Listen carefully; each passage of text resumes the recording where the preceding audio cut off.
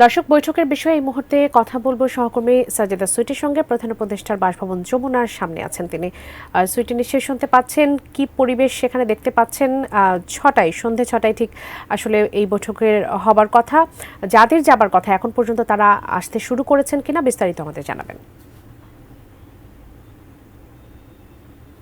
ধন্যবাদ বাবলি।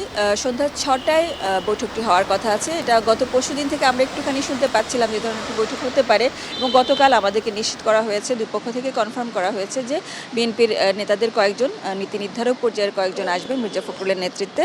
তারা বিভিন্ন বিষয়ে কথা বলতে চান। বিশেষ করে এর আগে যতবারই বৈঠক হয়েছে নির্বাচন নিয়ে একটা তারা বিএনপির পক্ষ থেকে দেওয়া হয়েছে, বারবার করে রোড ম্যাপ চাওয়া হয়েছে। সেই ব্যাপারটা আজও থাকবে এ ধরনের আন্দাজ করা যাচ্ছে। তবে এই যে ৩২ নম্বরের বাড়ির ঘটনা সহ সারা দেশব্যাপী মানে গাজীপুরের ঘটনা, বিভিন্নভাবে যে কিছু বিশৃঙ্খলার ঘটনা, যে এর মধ্যে অ্যান্টিব্যাকটেরিয়াল অ্যাডিটিভ যুক্ত সেরা ওয়াটার ট্যাঙ্ক বিশুদ্ধ পানিতে ব্যাকটেরিয়া জন্মাতে দেয় না। ঘটে গেছে, এই ব্যাপারগুলো নিয়ে বিএনপি নিজেদের অবস্থান জানাবে এবং বিভিন্ন ব্যাপারে পরামর্শ হবে সরকারের সাথে।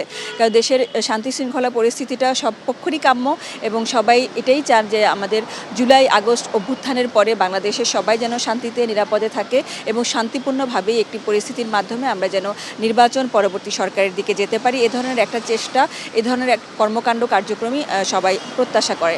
সরকারের পক্ষ থেকেও বারবার সেরকম বলা হয়েছে যে আইনশৃঙ্খলা পরিস্থিতি যেন সবাই ভালোভাবে দেখে, এরকম পরিস্থিতি তৈরি করতে হবে, এবং যারাই বিশৃঙ্খলা তৈরির চেষ্টা করবে তাদেরকে ছাড় দেওয়া হবে না, তাদের বিরুদ্ধে কঠোর ব্যবস্থা নেওয়া হবে, সে ব্যাপারে বারবার করে বলা হয়েছে। এর মধ্যে আমরা জানি যে অপারেশন ডেভিল হান্ট চলছে, তার মধ্যে কমান্ড সেন্টার স্থাপন করা হয়েছে, যে কমান্ড সেন্টারে সব বাহিনী, সব সংস্থাগুলো যারা নিরাপত্তা এবং আইনশৃঙ্খলা রক্ষার দায়িত্বে আছে তারা সবাই সম্মিলিতভাবে এখানে কাজ করবে। স্বরাষ্ট্র মন্ত্রণালয় থেকে ব্যাপারটা সমন্বয় করা হবে যাতে করে কুইক রেসপন্স করা যায়, যে কোনো একটা দুর্ঘটনা বা যে কোনো একটা বিশৃঙ্খলার খবর পেলে তাৎক্ষণিকভাবে যেন সাড়া দেওয়া যায় এবং পরিস্থিতি সামাল দেওয়া যায়।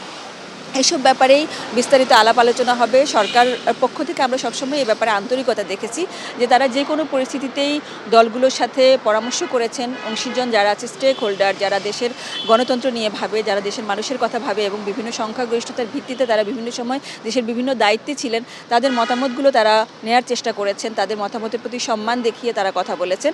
এবং এই যে বৈঠকটা, এখান থেকেও ভালো কিছু পরামর্শ নিশ্চয় হবে এবং সেটা আমাদেরকে জানিয়ে দেওয়া হবে। আমরা আশা করছি বিএনপির সাথে বৈঠকটা ৬টার দিকে যদি শুরু হয়, বেশ কিছুক্ষণ চলবে এবং তারপরে এখানে বিএনপি নেতাদেরকে হয়তো বা আমরা পাবো কিছুক্ষণ, আমাদেরকে নিশ্চয়ই বিস্তারিত ভেতরে কি আলাপ করেছেন তা জানাবেন।